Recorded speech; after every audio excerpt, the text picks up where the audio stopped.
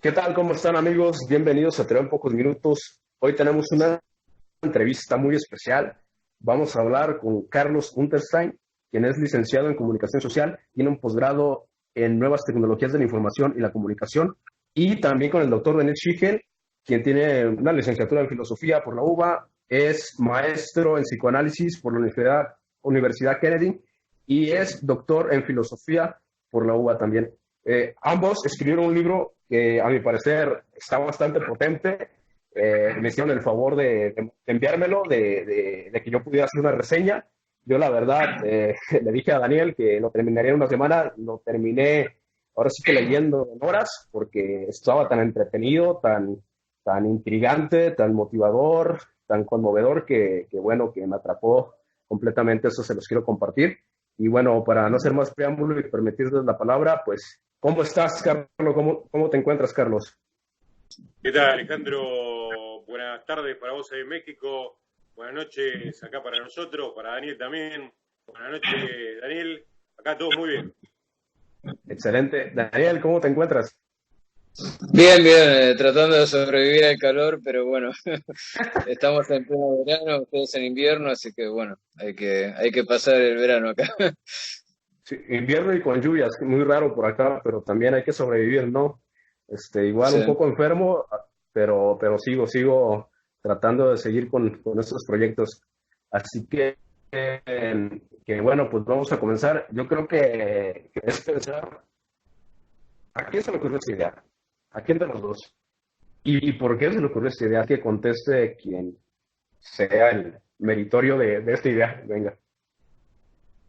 Bueno, en verdad, el libro se nos ocurrió a los dos, si bien tiene que ver con periodismo, y yo estoy más metido en el ámbito periodístico que el doctor Schichel, pero bueno, surgió Claro. esta idea, le planteé la idea al doctor Schichel de escribir un libro sobre periodismo militante o partidario, y él aceptó muy entusiasmado, y bueno, y surgió esta obra que realmente es algo realmente Ujú. único e inédito en cuanto a lo que hay de material que hable, libros concretamente, que hablen sobre periodismo, por lo menos en la República Argentina. Excelente, de maravilla. Mm, en tu libro, como les menciono a los demás que nos estarán escuchando, ya cuando esté el video en YouTube, en tu libro, Carlos, esta pregunta es para ti de nuevo, ahorita vamos con Daniel. Hablas de tipos de periodismo, donde a lo que yo entiendo es un periodismo del deber ser, es decir, un periodismo ecuánime, o al menos lo que se pretende que es el periodismo. ¿Cómo sería este aglomerado de tipos de periodismo que son ecuánimes, que son rectos y que por supuesto son éticos con la labor del periodista? ¿Qué tipos de periodismo hay? Bueno, cuando uno estudia periodismo en una escuela de periodismo o una licenciatura en comunicación social en una universidad, generalmente siempre explican tres géneros periodísticos. El primero es el Uh -huh. periodismo informativo. Yo informo, leo de todo, en la radio hablo de todo, informo de todo, en la televisión también.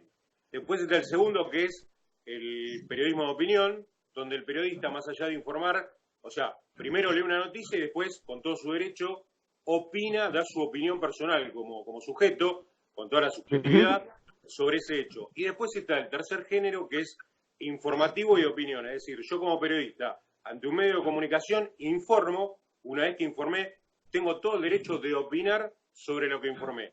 Hasta ahí hay tres géneros, pero las hipótesis que baraja el libro que escribimos con el doctor Schichel anticipa que existe, y muy incómodo para todos los periodistas, un cuarto Claro, género que ha demostrado que es el periodismo militante o partidario. ¿Qué es esto? No solamente informa, no solamente opina, sino que informa y opina recortando hechos y opinando adrede, teniendo una camiseta partidaria puesta de cualquier ideología, pero ya no solamente informa desde el punto de vista deontológico profesional para su calidad de periodista de informar, sino que informa con una camiseta ideológica puesta. Ese sería el cuarto género periodístico que demostramos en el libro con el doctor, y que es una por pregunta muy supuesto. incómoda para muchos periodistas, porque yo le puedo preguntar a un periodista, ¿qué sos, periodista informativo? Sí. ¿Qué sos de opinión? Yo soy de opinión. ¿Qué son? No, yo soy mixto, periodismo de opinión e informativo. Ahora yo voy y le pregunto, ¿vos sos periodista militante? No, ¿qué estás diciendo? Bueno, hay un montón, por lo menos acá en la Argentina. Claro, claro, y que ponen ejemplos muy concretos y claros en el libro. Se los comparto a las personas que nos están viendo.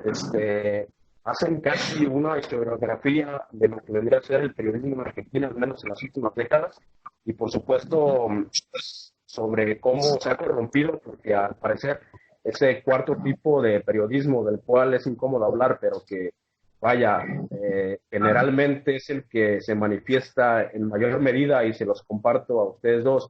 En México lo podemos ver de cabo a rabo, por doquier, y no solamente en México. Ahora que tengo relación con gente de España, en Colombia, en Venezuela, toda Latinoamérica, y yo me atrevería a decir que en el globo está manifestado de esta epidemia que para mí es un malestar cultural, como lo es el periodismo partidario militante.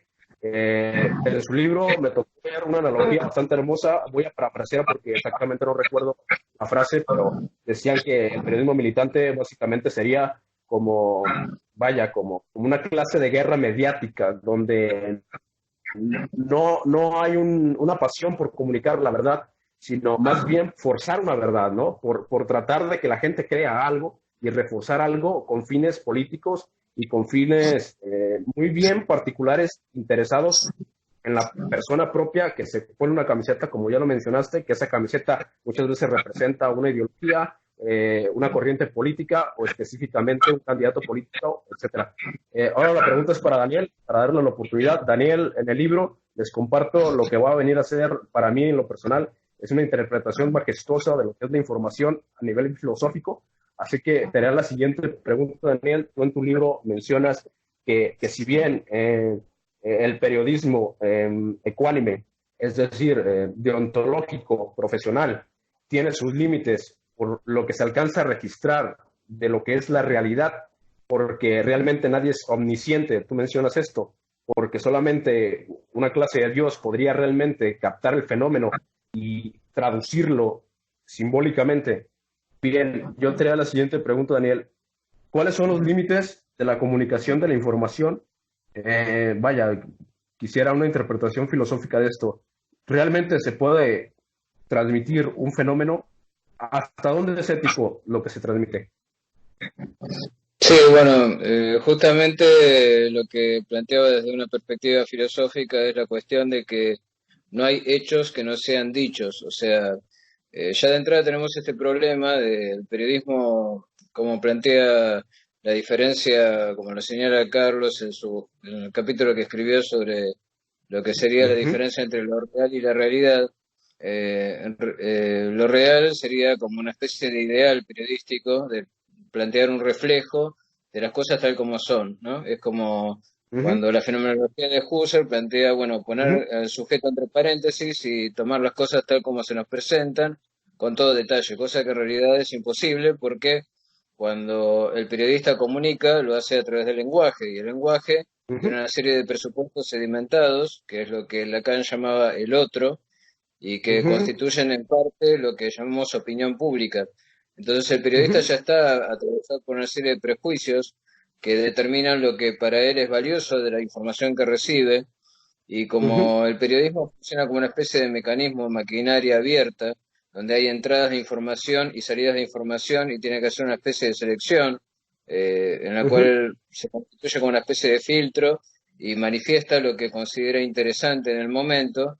El ujú, periodista se va a mover por muchos motivos para considerar qué es interesante para la gente. En particular va a ujú. tratar de comunicar lo que considera que a la gente le interesa, y lo que a la gente le interesa, lo que le Eso. interesa a la opinión pública, o sea, al uno del momento, como diría Heidegger, o sea, lo que Exacto. constituyen las habladurías, la avidez de novedades, Ujú, la ambigüedad, lo propio de la forma de comunicación en la vida cotidiana, el chismerío, ujú, digamos, ¿no? Lo que sería, ujú, cómo la gente habla de los demás, con sus prejuicios, con sus presupuestos, y cómo al mismo tiempo trata como de manipular eso, ¿no? E ir dirigiéndolo en función de lo que él considera mejor, o sea, en función de determinados valores que muchas veces están influidos, como señala Carlos en algunos capítulos, por de hecho. intereses económicos, monetarios, políticos, relacionados con amiguismo, con espera de algún tipo de influencia a nivel político que le permita conseguir mejores trabajos, más dinero. Hay como una mezcla, ¿no?, entre las cuestiones de los intereses económicos y por otro lado cierta ideología del compromiso que viene de la filosofía francesa de los años 60, básicamente lo que ocurrió en Francia cuando el intelectual empieza a pensar que no hay que reflejar la realidad, sino que hay que transformarla, siguiendo el Ujú. pensamiento marxista, y que Exacto. el intelectual tiene que ser la voz de los que no tienen voz, entonces empiezan a ocuparse de los marginados, entonces los Ujú. marginados son como los que merecen un lugar, entonces la gente, digamos, de clase media, que es la que consume los medios, empieza a interesarse por la marginalidad, y la marginalidad es primero, digamos, objeto de cierta simpatía, se logra que la Ujú. gente sienta simpatía por el marginal, digamos, se Por empieza a supuesto. plantearse que el marginal es marginado, que es marginado por la sociedad capitalista y que, bueno, hay que integrarlo y que para integrarlo hay que simbolizarlo y para simbolizarlo hay que darle una palabra que lo nombre y que esa palabra se convierta en un símbolo.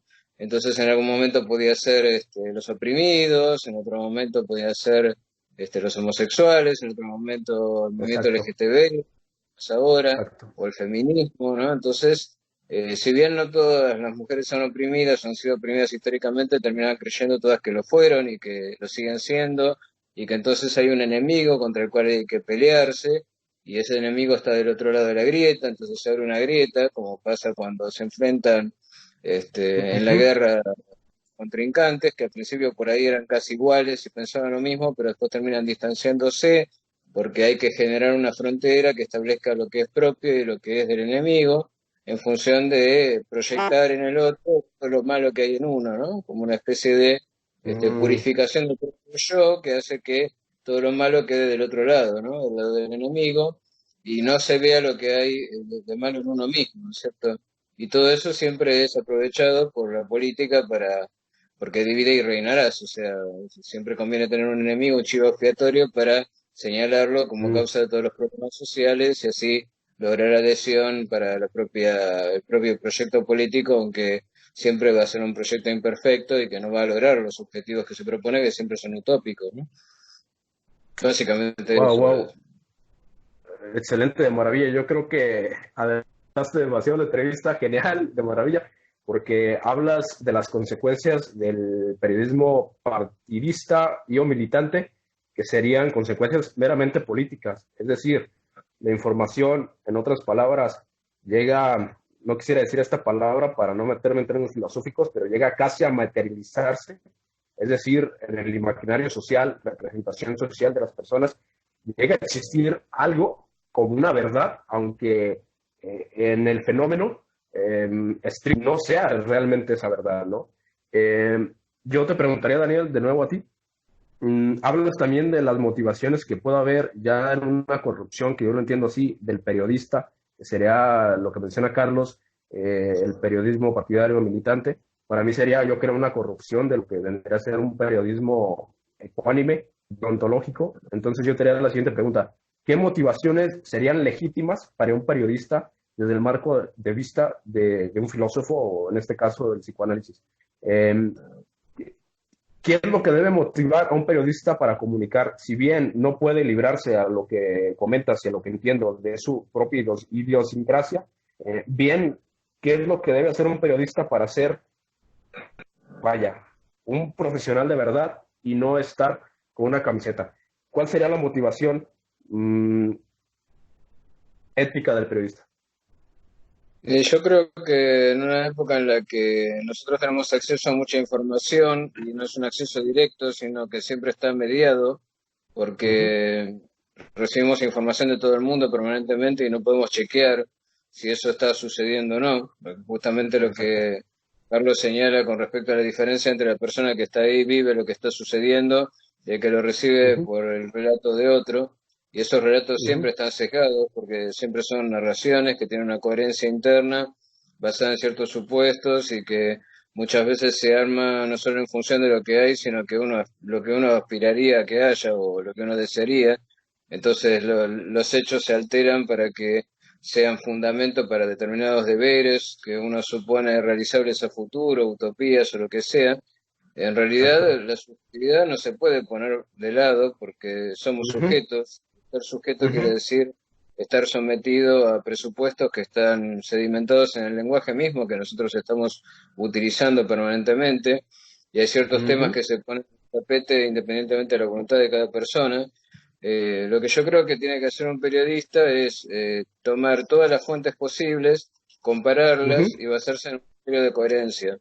O sea, nosotros hoy en día no podemos sostener la idea de la verdad como correspondencia, como decir, bueno, a ver, yo digo afuera llueve, ¿cómo lo verifico? Bueno, salgo afuera y miro y está Claro. lloviendo, pero ahí me dicen, por ejemplo, en la China comunista hay un armado estructural determinado para someter a la gente a través de un sistema de condicionamiento de tipo pavloviano. Bueno, ¿eso cómo lo puedo verificar? Yo no estoy en China, no Que conozco a no está alejado de las ninguém. noticias reales, sí. Ajá. No hay forma de ir directamente, uno tiene sospechas y muchas veces las sospechas son infundadas porque aparte tenemos una tendencia paranoica, ¿no?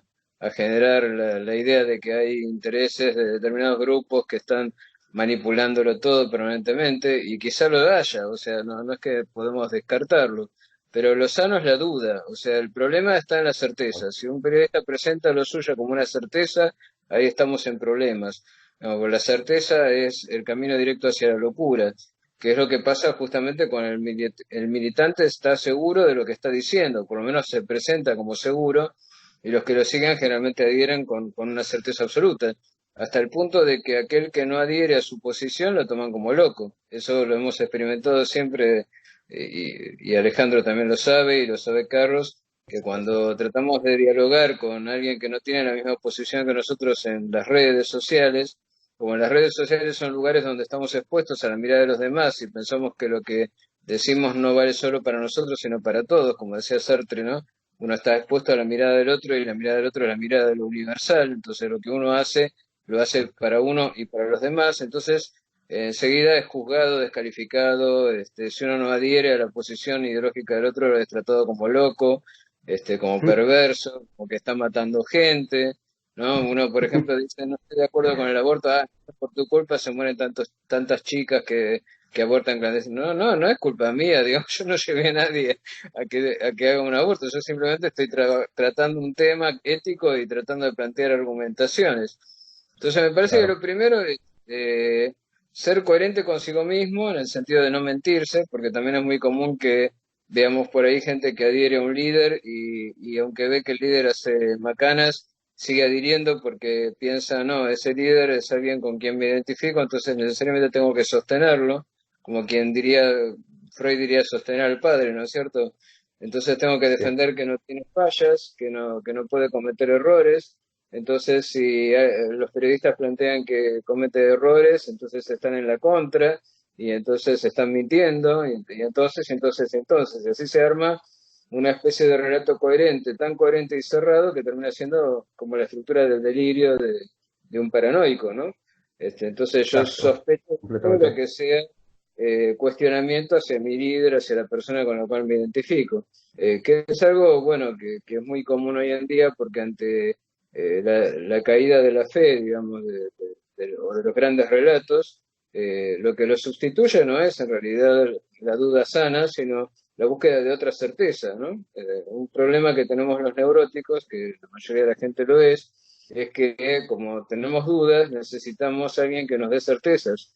Y justamente el Ujú, perverso ocupa ese lugar y aprovecha para manipularnos, ¿no? Y el ujú. periodista muchas veces sirve de mediador, ¿no? Porque se convierte en una especie de consejero o de voz que representa los intereses de determinado líder que se muestra tan seguro y tan cerrado que nos genera confianza y nos identificamos con él, ¿no? Y eso es lo más peligroso de todo. Así que yo diría Wow. una sana duda permanente. Cuando yo me empiezo a justificar a mí mismo en mis ideas, darme cuenta de que eso es peligroso, estoy racionalizando, que en realidad estoy tratando de justificar lo injustificable, ¿no? Como, por ejemplo, cuando se muestra que el líder al que uno seguía estaba metido en la corrupción, entonces uno le dice, no, eso no puede ser, entonces empieza a armarse un relato interno para justificarlo, eso es lo más peligroso que hay. Y después tratar Claro. de buscar todas las fuentes posibles y ponerlas en discusión y no cerrarse a una visión única. Porque el pensamiento único es lo que lleva en última instancia a lo que no es ético, digamos. Ese es mi punto de Wow, vista. wow, wow, maravilloso lo que mencionas. De hecho, muchos psicoanalistas hablan del neurótico como el sujeto de la duda, que sería lo sano, estar dudando, y del Para mí, psicótico como el sujeto de de la la certeza. certeza.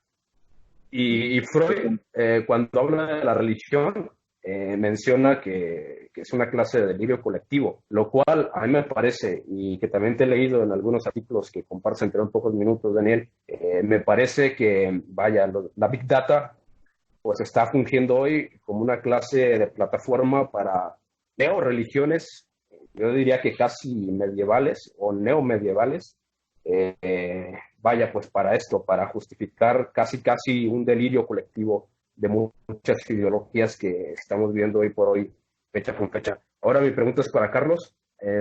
La pregunta es la siguiente. Mencionas en tu libro que desde la teoría de la comunicación existe lo real y la realidad. Esto me parece que es bastante importante mencionar para la gente por allí que no tiene conocimiento propiamente del periodismo como tal, que somos un poco ajenos, por qué no decirlo así. Para mí es bastante importante que explicaras esto, el cómo, bueno, igual adelanto un poco, el cómo lo real sería el fenómeno, es decir, lo que en sí pasó, y la realidad sería la abstracción narrativa de un periodista. Mm, yo te haría más o menos una pregunta similar a Daniel.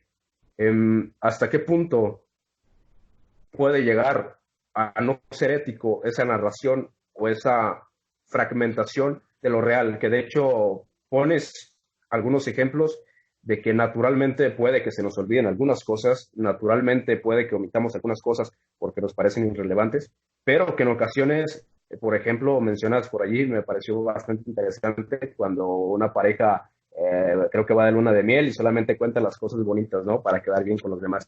Entonces, esta es la pregunta, si esta narración es un extracto de lo que sí pasó, eh, ¿hasta qué punto el periodista puede llegar a no ser ético? ¿Cuándo es cuando ya ese relato no es eterno? Bueno, como hoy bien decías, Alejandro, y como lo había dicho el doctor Schichel desde el punto de vista filosófico existencialista, lo real es el hecho que sucede. Yo para presenciar lo real tengo que estar in situ, lo tengo que ver, oler, sentir, tengo que estar ahí. Obviamente, si un medio cubre la nota de ese hecho real, sí o sí no puede cubrir todo, porque no es como una persona que está en el lugar. Tiene que o redactar una Ujú, parte, o tomar una foto, o con una cámara filmar determinados hechos. No puede filmar todo, no puede abarcar todo. Por lo tanto, eso se ujú, transforma en realidad. Esa realidad es igual a lo que llamamos relato. Es un fragmento de el hecho acaecido de lo real. Ahora bien, desde el punto de vista ético, la pregunta es, ¿qué factores llaman al periodista a recortar determinados hechos, es decir, a darle preponderancia en su relato, su realidad, en su construcción de la realidad, a determinados hechos y no a otros? Es decir, ¿cuál es la intencionalidad que tiene? Precisamente, una de las bases del libro está en demostrar que esto tiene una base político-ideológica, fundamentalmente esto de tener la camiseta puesta, y el recorte se hace en función de todos estos intereses. Puede ser un interés personal del periodista porque le prometieron algún puesto laboral, dinero, etcétera, o también puede ser ujú, un tema de que es muy militante o partidario, tiene una camiseta puesta, y como decía recién muy bien el doctor Stigel, aunque sabe, y te voy a dar un hecho concreto, aunque sabe que su líder es corrupto, trata de defenderlo sí o sí, bajo todo punto de vista. Te doy un hecho concreto.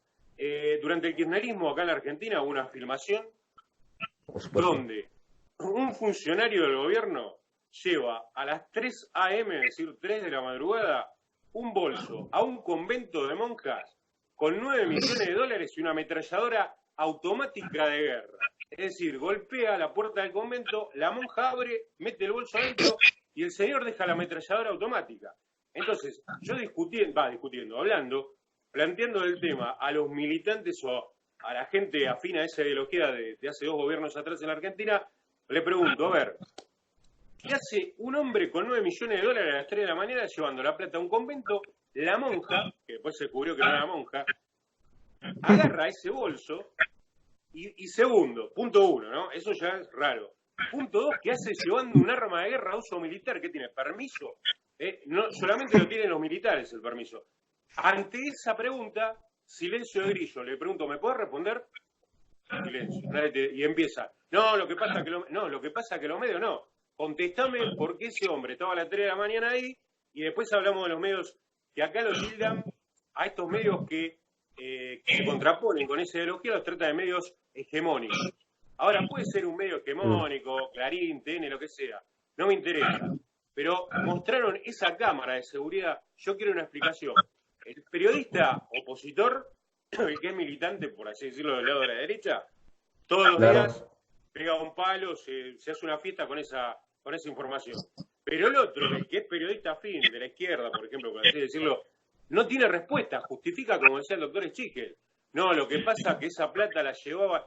Nadie tiene que llevar, menos un funcionario público, a las 3 de la mañana, dinero del circuito ilegal y a un convento, no se entiende. Pero el periodismo militante, del lado de la izquierda, por ejemplo, lo defiende.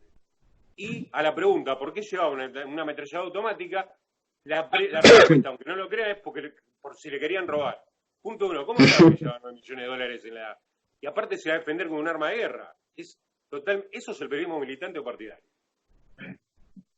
Wow, excelente. A lo que entiendo, me parece que el periodista militante funciona, vaya, como una clase de soldado más, pero ahora sí que no se mete a los golpes, no se mete a las metralletas, sino que se mete a los medios, a luchar en los medios. Mirá, entonces, si vos me permitís, me parece... Ajá, por supuesto. Sí, si me permitís, está planteado en el libro que la base, la superestructura, como decía, la superestructura económica de Marx, o en este caso la superestructura del trabajo periodístico, este periodismo militante, perdón, está basada en la violenta década del 70 que se vivió en Argentina entre un gobierno militar y la subversión. ¿Qué pasó? Los periodistas militantes de hoy en día tienen su anclaje en su realidad, en sus relatos, en base a esas dos posiciones. Te doy un ejemplo concreto. Hay periodistas, acá por los desaparecidos, la gente que murió, subversivos, guerrilleros, etcétera, se hizo un parque de la memoria. Entonces tenemos un canal que va constantemente al parque de la memoria y homenajea a los caídos asesinados por la dictadura militar. Pero después tenemos otro canal que va al mismo parque de la memoria y hay periodistas que se fijan en las placas de los desaparecidos y explican por qué no son desaparecidos. ¿Se entiende? Por un lado, uno lo veneran y por el otro lado van otro y dice, este nombre no es desaparecido por esto, por esto, por esto. O sea, la guerra fue suplantada, como vos bien decías, Alejandro, por bombas y proyectiles de la década del 70. Ahora ya no existen más bombas y proyectiles. Fueron suplantadas por mensaje o periodismo militante o partidario. Wow, qué maravilla lo que mencionas, increíble, ¿eh? Es una analogía preciosa. Decía Foucault, sumando a lo que mencionas, que los medios de comunicación recortaban, en efecto, la información, que en su mayoría hablan de violencia, etcétera, pues para perpetuar la necesidad del poder judicial y del Estado, a final de cuentas, ¿no? También hablaba básicamente de esto, de lo que ya dices, de cómo alguien se pone la camiseta y bien va a defender casi a forma de delirio lo que está sucediendo, que realmente no está sucediendo como él lo menciona, ¿no? ¿Qué tan difícil es ser un periodista profesional en el sentido práctico y ético de la palabra cuando tienes compañeros? Yo creo que te habrá tocado, por lo que me dices, ex compañeros que ya se pusieron camiseta. Cuando tienes, vaya, compañeros de trabajo después, o que tienes opositores sin tú quererlo, ya también con camiseta y un legado bien puesto, ¿qué tan difícil es ser un periodista realmente profesional en esta época? ¿Qué difícil es? Por favor, cuéntanos. Mira, mi caso particular, acá el doctor Schikel conoce bien mi punto de vista y mis opiniones, en todos los lados que estuve trabajando con este tipo de periodistas, directamente opté por retirar. Porque es imposible trabajar. por ejemplo, acá cierta militancia o cierto partidismo ideológico se llaman entre ellos compañeros, ¿no? Se llaman compañeros. No los llaman ni por el título de grado ni por el nombre, compañero. Entonces yo iba al lugar y me decían, ¿qué tal, compañero? Hola, compañero, por acá, compañero, pase, compañero. Yo no soy compañero de nadie. Entonces, tengo que trabajar. Primero, en un ambiente donde tiene la camiseta puesta. Segundo, en un ambiente que todos son libres de pensar como quieran, pero ideológicamente no es una grita de un abismo. Estamos en hipergalaxias separadas. Por lo tanto, ¿qué tengo que hacer? No puedo trabajar en ese lugar. Esa es la respuesta, pero no es que, o sea, me retiro por cobarde, nada. Simplemente para no originar conflicto. Entonces, ¿qué hice? ¿Qué decidí hacer? Crear mis propios canales de medios, donde, por la teoría de los usos y las gratificaciones, la gente que le gusta bien, y la gente que no le gusta también, me podrá insultar, podrá estar en contra, me podrá criticar, mientras sea constructivo. Con respeto, no hay ningún tipo de problema, pero yendo a tu pregunta puntual, ¿cómo es trabajar con, en mi caso, con periodistas que tienen una camiseta puesta? Yo opté directamente, y aparte por una cuestión de salud mental y emocional, retirarme. Excelente, de maravilla lo que mencionas. Hay un libro bastante bueno que recién estoy leyendo, casi lo termino, es un brasileño, se llama Danis de Moraes. Él habla de cómo la izquierda recién toma el poder, más o menos en el 2007 en América Latina, casi en general. El cómo, vaya, él plantea una cuestión que a mí me parece utópica, cómo la izquierda supuestamente va a venir a hacer ecuánime los medios de comunicación, el cómo en diferentes países salen canales nuevos. Habla de unos tantos cuantos de Argentina, que la verdad no recuerdo, otros tantos cuantos de Venezuela, de Ecuador, de Chile, de México, etcétera, y el cómo supuestamente la información llega a democratizarse, pero ya hablando con el doctor Daniel, que ahorita también le voy a ceder la palabra, y hablando con gente de esos países de los que mencionan, pues me dicen, es que jamás se democratizó los medios de comunicación. Al final de cuentas, la izquierda hizo lo que tanto le criticaba a la derecha, que era monopolizar la información respecto a su favor, ¿no? La pregunta ahora es para Daniel Schigel. Como espectador, nosotros, de la información, de la televisión, de las redes sociales, de, vaya, el periodismo en general, ¿qué posición debemos tomar ante lo que se presenta como una verdad incuestionable? Lo que se presenta como, usted lo menciona, doctor Daniel, como esta es la información de los marginados y por lo tanto no es cuestionable. ¿Qué posición debemos tomar? Porque hoy por hoy podemos ver, yo creo que esa camiseta bastante popular, esto no puede ser cuestionado. ¿Qué posición debemos tomar como espectadores de esa información incuestionable? Bueno, yo lo primero que hago a la mañana cuando me levanto es tomarme un café, porque el café me pone lúcido.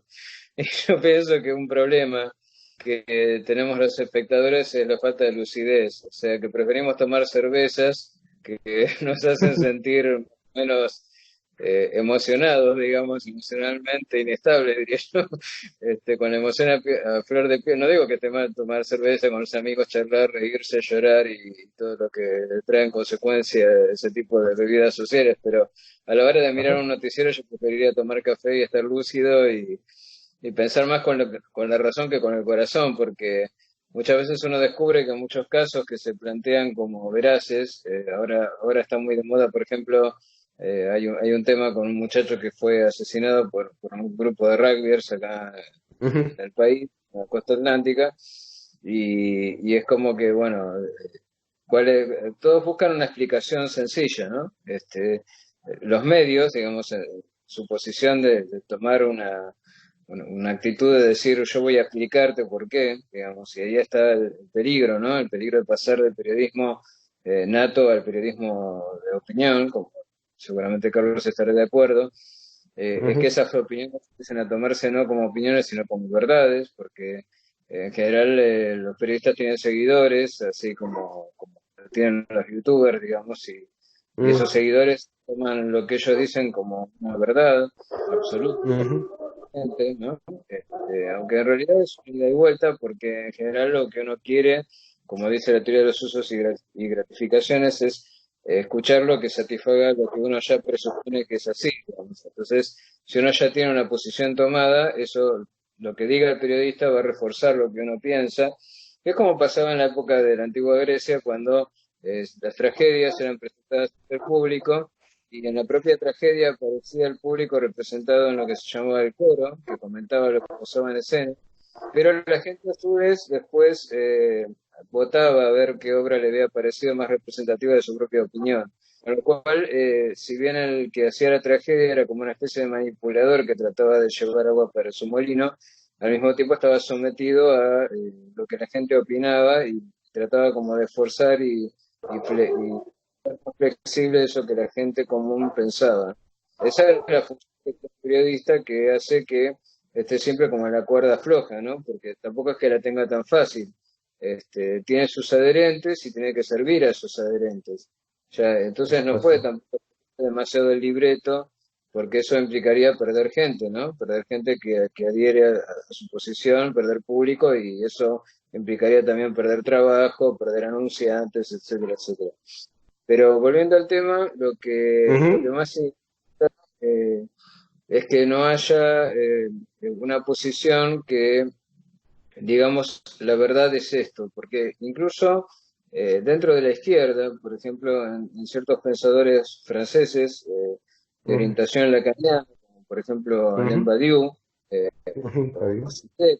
establece que, aún siendo ellos definiéndose como gente de izquierda, ellos dicen, cada vez que se ha puesto algo en el lugar de la verdad, eso ha sido un peligro y un desastre para la humanidad.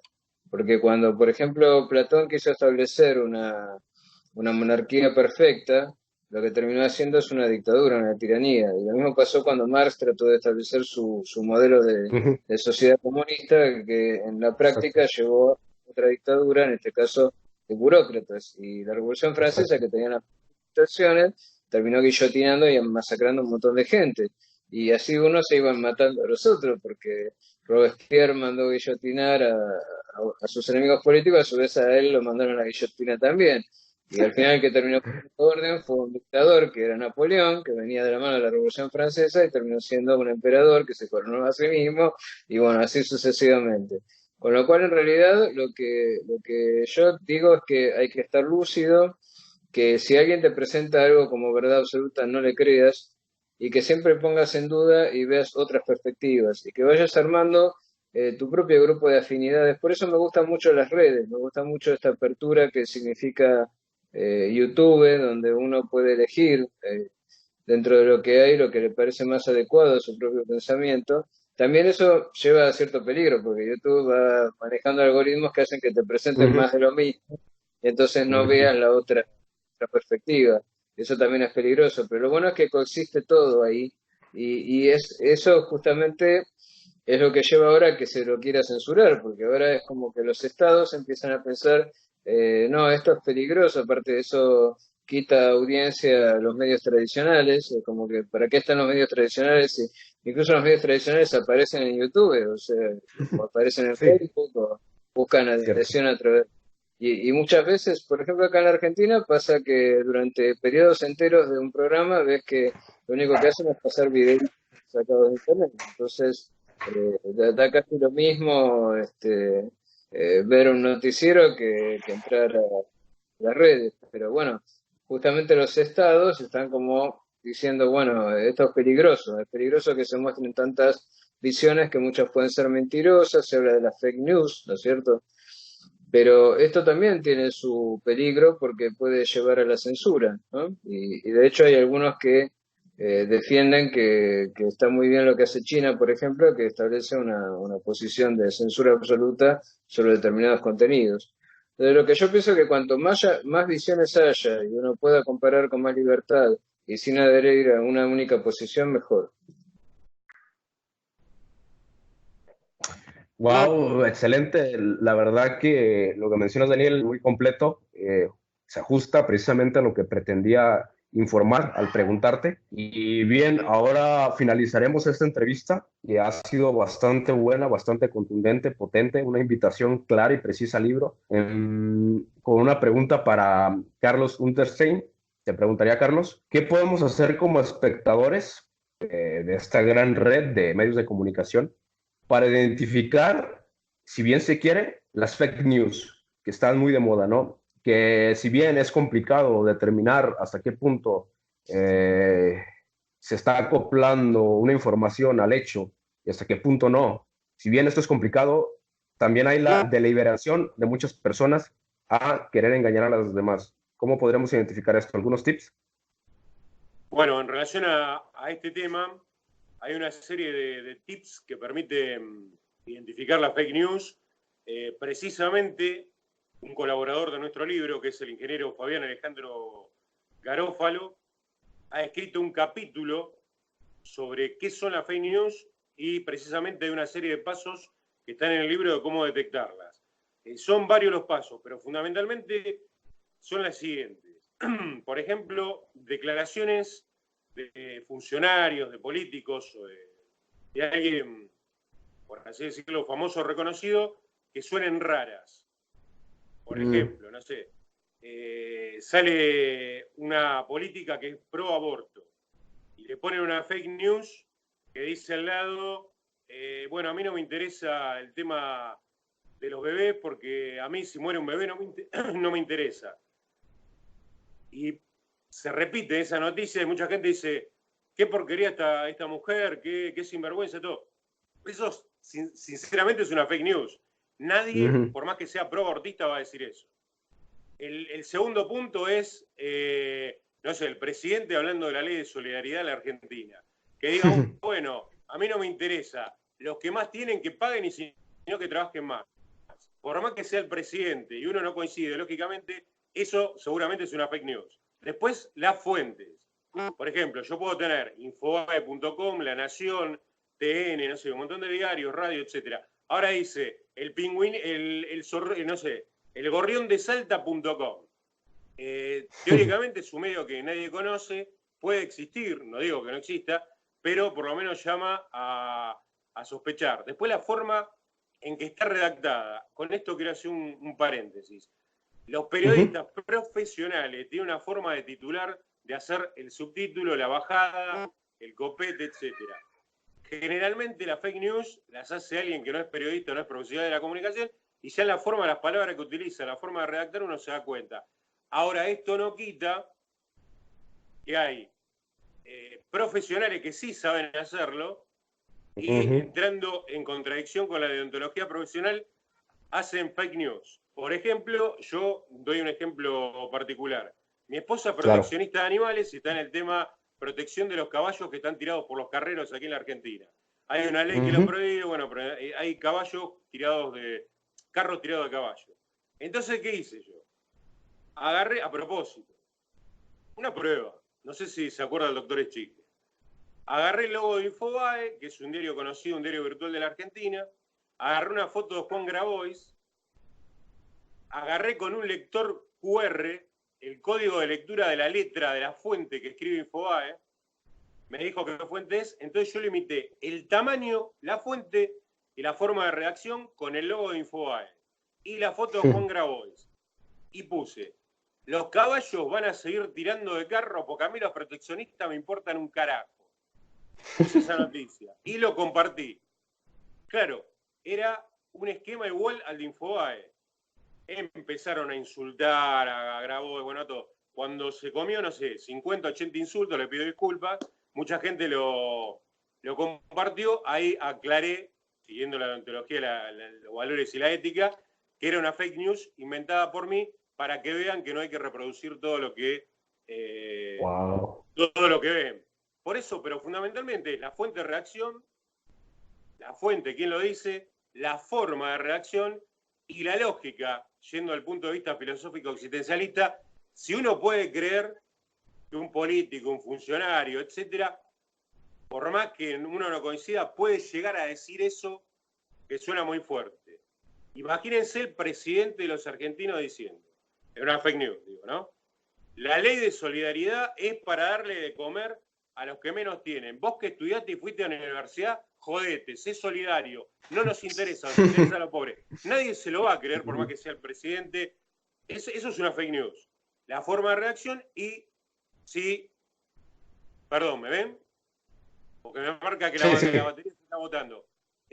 Ok, te Y vemos. eso tiene que ver con ciertos parámetros que me permiten determinar qué es una fake news y qué no es una fake news. A veces hay cosas verdaderas, y esto es lamentable, que uno piensa que no es una fake news, pero después va a la fuente y es verdad, lamentablemente.